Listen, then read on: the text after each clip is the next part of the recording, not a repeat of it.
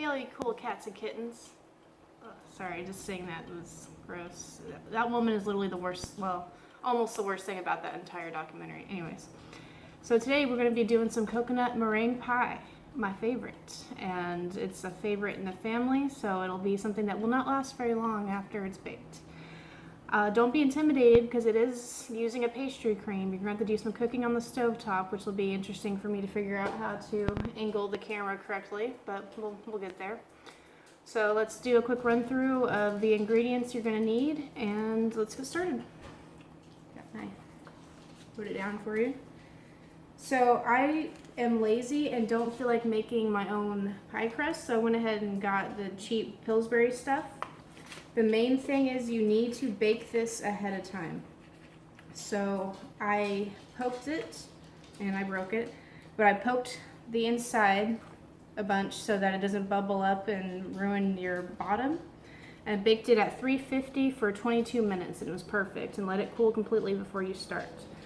After that, we're going to need 2/3 of a cup of sugar. We're going to need 1/4 of a cup of cornstarch. We're going to need 1/4 of a teaspoon of salt. We need 2 cups of milk, preferably whole milk, none of the stuff that's actually good for you. 3 egg yolks, lightly beaten.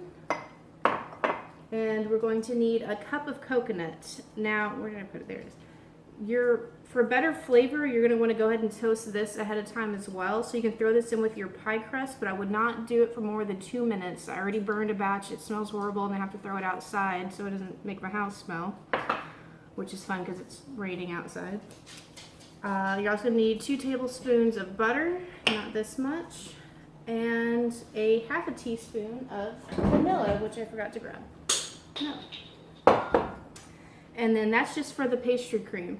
For your meringue, yes, we are doing meringue. We're going to need the egg whites that you separated from the yolks earlier, so make sure you save those.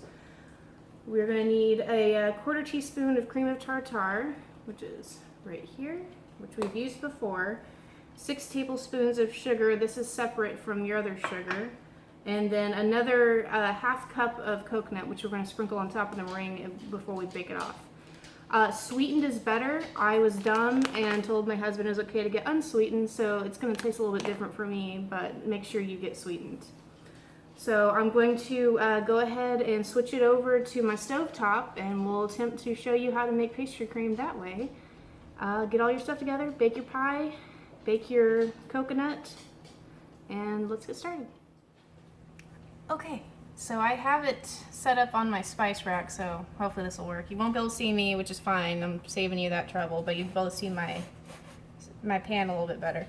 Okay, so we're going to start off with adding that 2/3 of a cup of sugar, 1/4 cup of cornstarch, and 1/4 teaspoon of salt to your medium-sized saucepan, something with a thick bottom that won't burn easily because we're going to be cooking this for a little bit.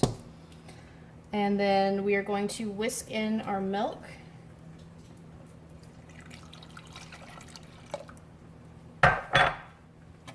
Whisk, whisk, whisk. Make sure you break up any lumps because that cornstarch is going to get real lumpy. And then when it's all clean and clear and under control, we're going to cook this while stirring constantly over medium heat. So let's do that. So I will fast forward this for you because this is going to take a while. And basically we're going to keep cooking it until it's thick and bubbly, and then I will show you what that looks like. Okay, so as you can see, it's really thick, almost like a pudding, and it's very bubbly. So I reduced the heat. We're going to cook it out for 2 more minutes, which I kind of already done at this point, so we're just going to ignore that step. And we're going to remove it from heat. Now this step is very important. You're going to take your egg yolks, and while slowly pouring it in, you're going to incorporate and whisk just a little bit of that hot milk liquid. You don't want to cook your egg yolks. Alright, and we're going to return it back to the heat. Put it on low medium, and we're gonna pour that yolk mixture all the way in, every bit of it. Whisk it in real good. And make sure you do not walk away from this at any point during this process, or you will burn this. And if you do and you find you have some dark bits, which I actually do have a couple because I looked away for 10 seconds, you can always just use a sieve and get out those bits. So as you can see, it's getting nice and thick.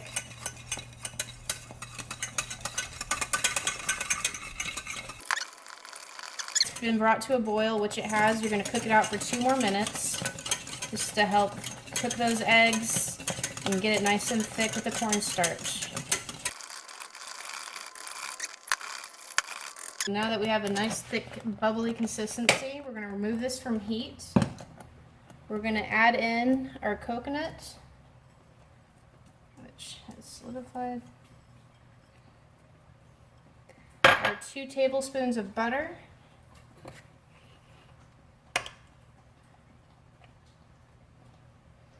And your half a teaspoon of vanilla, which I'm going to do a quarter of with my heavy duty stuff. There you go. Alright, now we're going to stir that all together. And basically just keep stirring it and mixing it until that butter melts.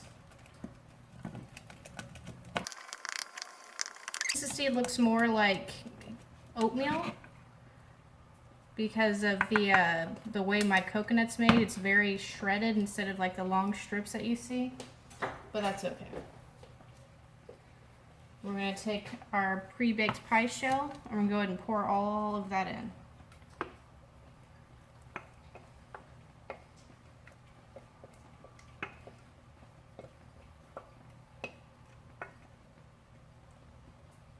And spread it out evenly.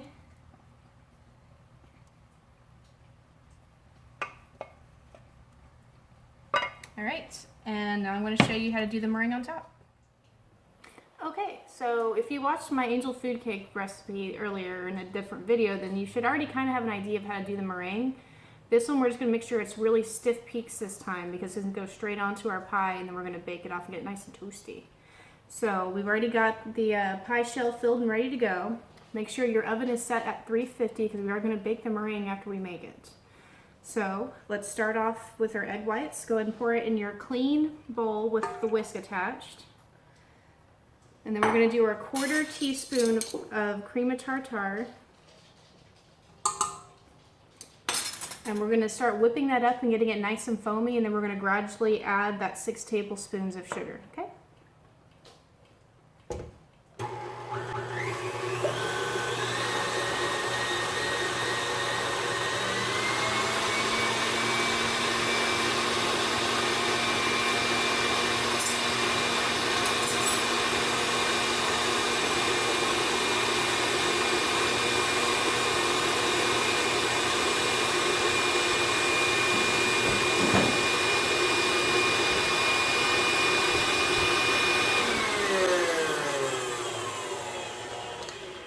Okay, so it's nice and light and frothy, so, you know, just bubbly.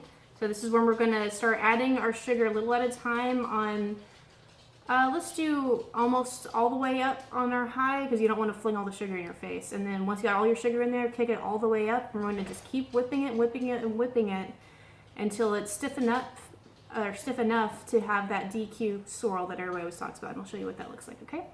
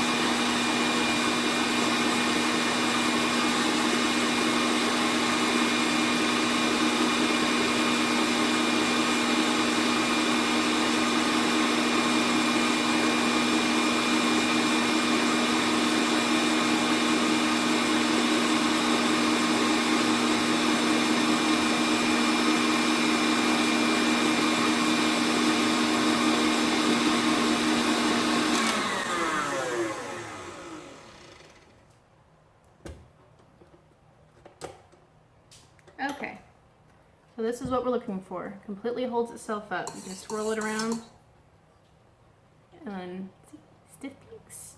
Now it's a little loose because it's raining right now and I actually have my window open because it feels nice.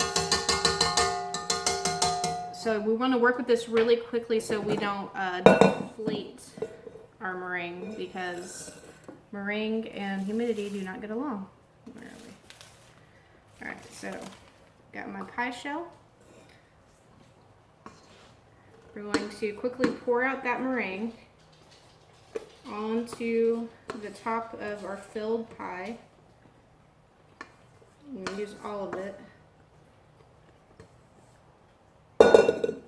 Alright, using a spatula, just work it all the way to the edge. You want to completely cover the edges of your pie. It's going to basically lock all of your cream filling in.